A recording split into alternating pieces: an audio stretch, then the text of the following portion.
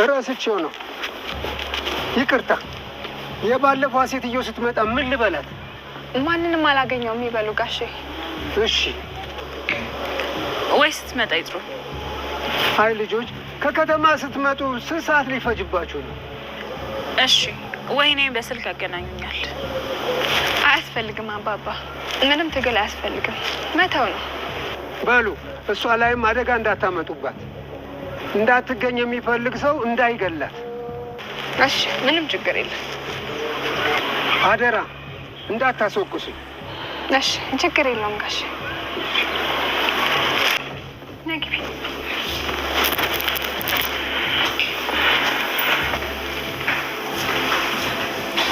እንዴት አመሻችሁ? እንዴት ናችሁ?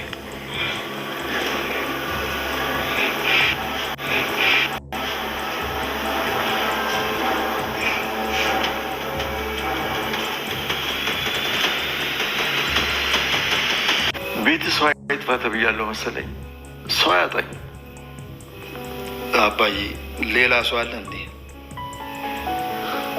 መልአክ መቼ ይታይና? ሳጥናኤልን መልአክ ነበር። አባዬ ፍቅሬን ትዳሬን ላደርግ ነው። አባዬ ልጃችን እኔ ነው ትሁትን ነው የምትመስለው። ጥሩ ጨዋታ ነው። ምንድን ነው የምትፈልጊው? ቆንጆ ሴት አለች፣ የተማረች የተዋበች። እሷን ልናስተዋውቀው ወስነናል። እነማን ናችሁ? እኔ እና አባትህ። ቀልዱን ተይው እማዬ፣ ናፍቃኛለች። አንዴ ልያት። ስማችን እንዲጠፋ አንፈልግም። ትዕግስቴን አትፈታተኝ እማዬ። እኔ ከዚህ በላይ ሳላያት መቆየት አልችልም። አሁን ላይ ናቲና እንዲሁም ደግሞ አቶ ተመስገን እጅጉን በጣም እንግዲህ ለትሁት ያላቸውን ነገር ሁላቸውም የበኩላቸውን ነገር እየተናገሩ ይገኛሉ።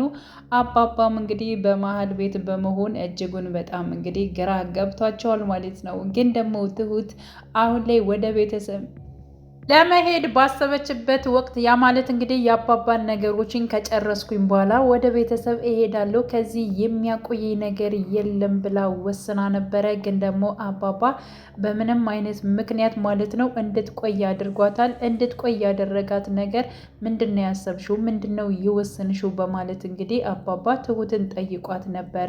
ይችን 2 ቀን ስጠኝ አባዬ፣ ከዚያ ስመልስ ደግሞ ነገሮችን አስተካክዬ ወደ ቤተሰቦች ቤት እሄዳለሁ የሚል መልስ ነበር እየሰጠችው ማለት ነው። ግን ደግሞ ያው እንግዲህ አባባ ምንድን ነበር ያለው ከአቶ ተመስገን ጋር በመሆን ማለት ነው ትሁት ከአባባ ቤት ወጥታ በምትሄድበት ታይም አባባም እጅጉን በጣም ሰላሙን ነስቶታል ማለት ይቻላል። ምክንያቱም እሷ ከቤት እንድትወጣ አይፈልግም። እያንዳንዱ ሁሉም ከቤት መጥቶ ሁሉም ይወጣል ሲል ነበር ማለት ነው። ሲቀጥል ደግሞ ትሁት ከቤት እንድትወጣ በፍጹም አልፈልግም። ስለዚህ ያለኝ አማራጭ ደግሞ አቶ ተመስገን ማለት ነው ሽማግሌ ቤተሰብ ጋር ሊልክ እንደፈለገ እንዲሁም ደግሞ ሁሉን ነገር ጨርሶ ሊያገባት እንደሆነ መናገር ነበረበት። በዚህ ጉዳይ ደግሞ በእርግጠኝነት ይህ ነገር ከተፈጠረ ትሁት እንደማትሄድ ወስና ተነስታ እንደማትሄድ ስለሚያውቀው ይህን ነገር ነበር እየተናገረው አባባ ማለት ነው። እንዲህ አባዬ እኔ ሳልፈልግ እኔ ፈቃደኛ ሳልሆን እንዴት ቤተሰብ ይህን ሁሉ ነገር ይሄዳሉ?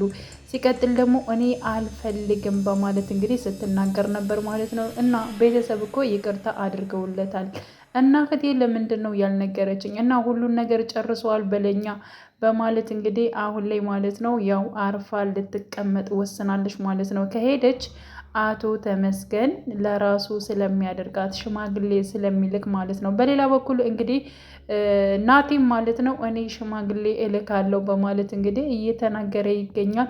ትሁት አንተን አትወድም አታፈቅርም፣ እኔን ግን ትወደኛለች ታፈቅረኛለች። ስለዚህ ትሁት ምርጫዋ እኔና እኔ ብቻ ነኝ። ስለዚህ ዝም ብለህ አትንጠልጠል እያለ ይገኛል ማለት ነው። ሁለታቸው እንደዚሁም ግብ ተያይዟል። አቶ ተመስገን ያው ትሁትን ለማየት ይመጣል። እንዲሁም ደግሞ ናቲ ትሁትንም አባዬንም ለማየት ከዛ ቤት መመላለሱን አላቆመም። ሁለታቸውም ማለት ነው አባዬንም እንደዚሁም ደግሞ ትሁትን ፍለጋ በሚመላለሱበት ታይም ያው አቶ ተመስገንና እንዲሁም ደግሞ ናቲ መጣላታቸውንም አሁንም ቀጥለውበታል ማለት ነው። የእናንተን ጨዋታ እናንተን በሽማግሌ ዝም ብሎ አስሬ ማስታረቅ ራሱ እኮ ሰለቸኝ፣ ለምንድን ነው የማታርፉት? በማለት እንግዲህ አባባም ማለት ነው እጅጉን እየተቆጣ ይገኛል ማለት ነው። አቶ ተመስገንም እኔ እንደ ድሮ አይደለሁም ነገሮችን አስተካክዬ እንዲሁም ደግሞ በፍቅር ነው እየጠየኳት ያለሁት፣ ግን ደግሞ እስካሁን እድሜን በሙሉ እሷን ስጠብቅ ኖር ያለሁ የልጄን እናት በእርግጠኝነት አገኛታለሁ፣ አገባታለሁ፣ እንዲሁም ከልጄ ጋር አብረን እንኖራለን በማለት እንግዲህ ተስፋ ሳይቆርጥ አሁንም እየጠበቀ እንዲሁም ደግሞ ደጅ እየጠና ይገኛል ማለት ነው። በዚህ ሁኔታ እንግዲህ ትሁትም እጅጉን በጣም ማለት ነው ይሄ አሁን ላይ ለእሷ በጣም አሳሳቢ ነገር ሆኖ የተገኘው የአባባ ሚስት የነበረችው ማለት ነው እሷን ወደ ቤት ማንጣት እንዳለባት ነው የተረዳችው ማለት ነው። ሁሉን ነገር ትታ ያንን ነገር ማሳካት ነው የፈለገችው። እሱ ነገር ደግሞ ይሳካለታል በእርግጠኝነት ማለት ነው። እንዲሁም ናቲ ደግሞ አሁን ላይ ከጎንሽ ነኝ ላግዝሽ፣ በቃ እያንዳንዱ የምታደርጊውን ነገር እኔ ከጎንሽ ልቁም ላግዝሽ ብሏት ነበር ማለት ነው። ችግር የለውም እኔ እንድታግዘኝም አልፈልግም፣ ችግር የለውም በራሴ ነገሮችን አስተካክላለሁ፣ ማዘርህ እንዴት ነሽ? በማለት እንግዲህ ስለ እናቱ ስለ አለምዬ ጠይቃ ነበረ። ደህና ነች፣ ደውላልኝ ነበረ፣ ተገናኝተናል እና ያው ከዜሮ ጀምራ ነገሮችን ለማስተካከል እየሞከረች ነው በማለት አዎ ጥሩ ነው ማስተካከሏ ጥሩ ነው፣ ግን ደግሞ ክፋቷን ደግሞ ብታቆም ጥሩ ነበር በማለት እንግዲህ ያው ትሁት ተናግራለች። ያው ትሁት ይህን ነገር ስትናገር ናቲ ለምንድን ነው እንደዚህ አይነት ቃላቶችን የምትናገሪው? ምንም ብትሆን እኮ አለምዬ እናቴ ነች፣ ለምን እንደዚህ ትናገሪያለሽ? በማለት እንግዲህ ተናግሮ ነበረ። ግን ደግሞ ያው ክፋት ነገር ባትሰራ ጥሩ ነው ያልኩት፣ ሌላ ምንም ነገር ያልኩት ነገር የለም በማለት እንግዲህ ያው ተነስታ ሄዳለች ማለት ነው። እና የትሁትና አሁን ላይ ማለት ነው ከአለምዬ ላይ እንደዚህ የሚፈጠረው ነገር ለናቲና እንዲሁም ደግሞ ለትሁት ፍቅር እጅጉን በጣም ክፍተት እየፈጠረ ይገኛል ማለት ነው። በነገራችን ላይ ያንን ነገር ነው እንግዲህ እሱ ማስተካከል ያለበት ማለት ነው። ናቲ ስለ እናቱ ስትናገር የሆነ ነገር እሱ እናቴን ለምን ትነኪያለሽ ይላል ማለት ነው። ትሁትም እንግዲህ አለምዬም የሆነ ተንኮል ነገር ከመስራት ወደ ኋላ አላለችም። ከቤት ብትወጣም እሷ አሁን ላይ በጣም ተንኮል ሰርታለች እውነት ለመናገር ማለት ነው። ያንን ነገር ማድረግ አልነበረባትም። ያ ማለት እንግዲህ ለትሁት ስለ አባባ ሚስት መረጃ የሚሰጣትን ግለሰብ ማለት ነው በብር በመሸንገል የፈለከውን ገንዘብ እሰጥሃለሁ፣ ስለዚህ እሷ የት እንዳለች እንዳትነግራቸው መረጃውን እንድታጠፈው እፈልጋለሁኝ በማለት ብዙ ብር ከፍለው ነበረ ማለት ነው። ስለዚህ በባለፈው ፓርት እንዳየ ነው ምንድን ነው ይቺ ሴትዮ ይሄን ያክል በጣም ፈላጊ በዛ፣ ምንድን ነው ወርቅ ነው ወይ እንደ የምጥለው እስከ ማለት ድረስ ማለት ነው ሲናገር ነበረ ማለት ነው። እና በዚህ ጉዳይ ማን የመጣው ማን የከፈለ የሚለውን ነገር እንግዲህ ትሁት ጠይቃ ነበረ። እንዲሁም ደግሞ ከቤቴ ጋር በመሆን አሁንም ፍለጋቸውን ቀጥለዋል ማለት ነው። በነገራችን ላይ የትሁትና እንዲሁም ደግሞ የቤቴ ጓደኝነት አሁንም ቀጥሏል። በነገራችን ላይ ከዚህ በፊትም እንግዲህ ካስታወሳችሁት ያው ቤቲ ማለት ነው በጣም ብዙ ነገሮች በከፋ ሰዓት ማለት ነው እንዲሁም ደግሞ ታማሚ እህት እንዳለቻት ባወቀ ሰዓት ናቲ ምን ብሎ ነበረ? ያው ትሁትን ከቤቲ ጎን ቁሚ እንዲሁም ደግሞ ጓደኛሽ አድርጊያት ብሎ ነበር። አሁን ላይ ግን እየበለጠ ማለት ነው ትሁትና ቤቲ ተግባብተው ይገኛሉ።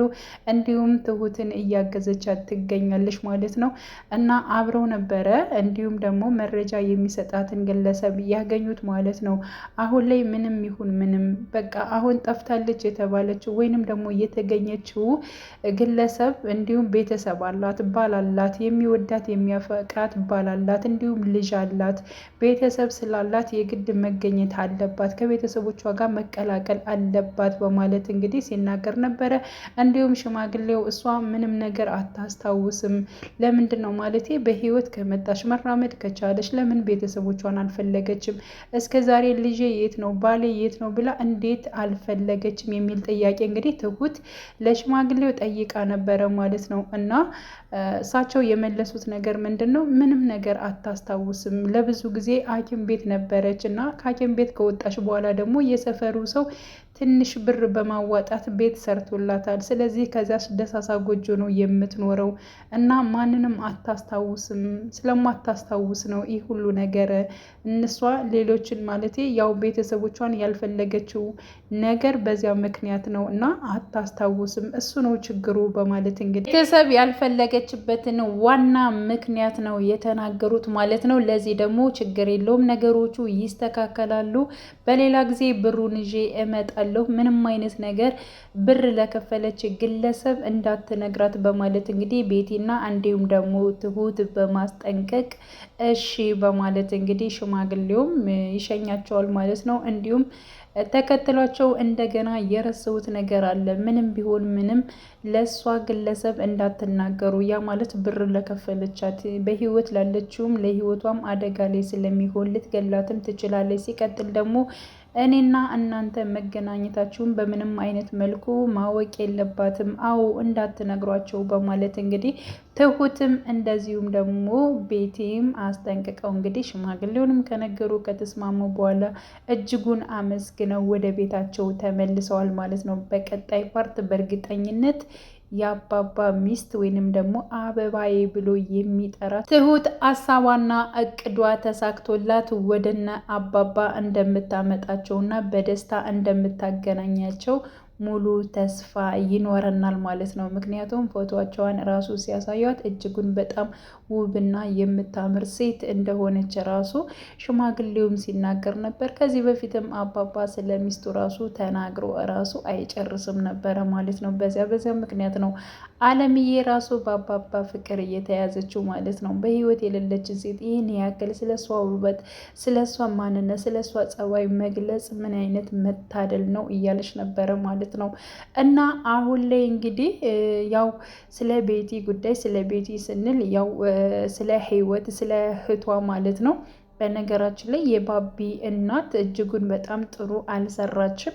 ከዚህ በኋላ የኔ ልጅ ውርቸር አይገፋም። ስለዚህ ህይወቱን እንደፈለገ እንደ ኩዮቹ ተደስቶ ነው መኖር የሚችለው እንጂ በምንም አይነት ታምር ከዚህ በኋላ ይቺ ልጅ ሲገፋት፣ ሲይዛት፣ ሲያዝላትም ሲያነሳትም ማየት አልፈልግም ያለችው እስካሁን ስትቃጠል የነበረችው የባቢ እናት አሁን ከባሏ ጋር በመመካከር ማለት ነው ለባቢ ሚስት የምትሆን ሴት አመታለች ማለት ነው። ያ ማለት እኔ በማንም ፊት መዋረድ አልፈልግም፣ ስለዚህ ክብሬን እፈልገዋለሁ። አንተም ደግሞ የተማረች በቃ ዝንጥ ያለች ራሷን የቻለች ሴት ነች፣ እሷን ታገባታለህ።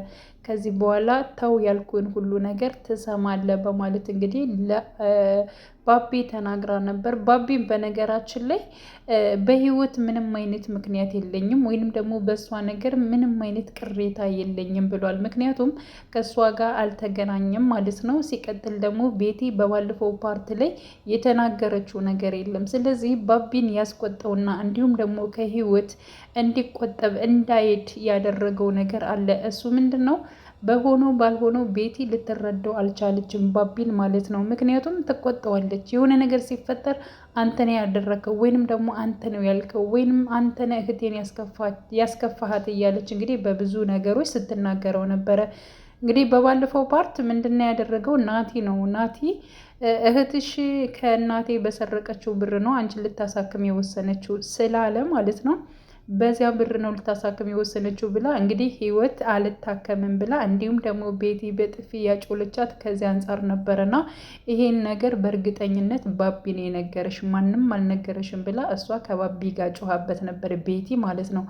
በዚህ በኩል እናቱ ትጮህበታለች። እንደገና ደግሞ ቤቲም ምንም ልትረዳው አልቻለችም ማለት ነው። ስለዚህ ከሁሉም ነገር ለምንድን ነው የማርቀው በማለት እየወደዳት እያፈቀራት አጠገቡ ሆና ማየት እየፈለገ እንዳያያት የሆነ የተቆጠበው ባቢ አንድና አንድ እናቱና እንዲሁም ደግሞ የህይወት እህት ቤቲ የሆነችው የሚጨቃጨቁት ነገር የሚነጋገሩት ነገር ያንን ነገር ለማብረር ነው ብሎ ነው ማለት ነው። ስለዚህ ለቤትም ነግሮታል። አንቺም አታርፊም፣ እኔ ህይወትን እኮ በጣም እወዳታለሁ፣ ህይወቴ ነች። ሲቀጥል ደግሞ አንቺ ደግሞ እናቴን ትናገሪያታለሽ። እናቴን ደግሞ ማንም ሲናገርብኝ አልፈልግም። በነገራችን ላይ እናት ነች። ምንም ትሁን ምንም ማንም ሰው ተነስቶ እናቱን ሲናገርበት አይወድም ማለት ነው። የፈለገው ለምን ክፉ አትሆንም፣ እናት ስትነካበት ማንም ቢሆን ማንም አይፈልግም። እና ባቢ ያንን ነገር ነው ራሴ ማስተካከል በምችለው ነገር አስተካክላለሁ። አንቺ ግን ማረፍ አለብሽ፣ እናቴን አትናገሪያት፣ በቃ ተረጅኝ በማለት እንግዲህ በቁጣ ነበር ቤቲን ራሱ የተናገራት። አንቺን ራሱ ማስቀየም አልፈልግም፣ ምክንያቱም አንቺን ካስቀየምኩሽ ህይወትንም እንደዚሁ አስቀየምኳት ማለት ነው። ስለዚህ ቤቲ አንቺ ልትረጅኝ አልቻልሽም በማለት እንግዲህ ባቢም ተናግሯል። በነገራችን ላይ ባቢን በጣም የማደንቀው ልጅ ነኝ ማለት ነው። ምክንያቱም በጣም የእናቱንም ይረዳል፣ እንደገና ደግሞ ህይወትንም ይረዳታል። ቤቲንም የፈለገው ነገር ብትል እየተቀበላት ነው። እና ከዛ አንጻር አሁን ላይ ማለት ነው እናቱ ያመጣችለትን ለሱ ሚስት የምትሆነውን ራሱ አልፈልግም ብሏል። እኔ ማንም ከህይወት በኋላ ማንም በቃ ሴት ምስሉ ራሱ አይታዩኝም አልፈልግም እስከ ማለት ድረስ ማለት ነው። እና ምን ብታደርግል ነው ምን ብታለክፍ ነው እንደዚህ የሆንከው እያለች እንግዲህ እናት እጅግ በጣም እያሰበች ትገኛለች ማለት ነው። እንግዲህ ቀጣይ ፓርት ማለት ነው በእርግጠኝነት በጣም ብዙ ነገር ተቀይሮ እናያለን ብለን ተስፋ እናደርጋለን። ምክንያቱም የአባባ ሚስት ትመጣለች፣ እንዲሁም ደግሞ ቤቲም እህቷን ታሳክማለች፣ ህይወትን በእግሯ የምትሄድበት አጋጣሚ ይፈጠራል ብዬ አስባለሁ። እንደገና ደግሞ የአቶ ተመስገንና እንዲሁም ደግሞ የናቲ ጉዳይም የሚጨርስለት ጉዳይ ይሆናል። ወይ ናቲ ይወስዳታል ትሁትን፣ ወይንም ደግሞ አቶ ተመስገን ይወስዳታል። ግን ደግሞ የናቲ ብትሆን እጅጉን በጣም ደስ ይለኛል ብዬ አስባለሁ። እናንተም እስኪ ሀሳብ አስተያየታችሁን በኮሜንት ላይ አስቀምጡ። ውድ የቻናሌ ተከታታዮቼ ቤተሰቦቼ በያላችሁበት ሰላማችሁ ይብዛልኝ። መልካም ጊዜን ተመኘውላችሁ።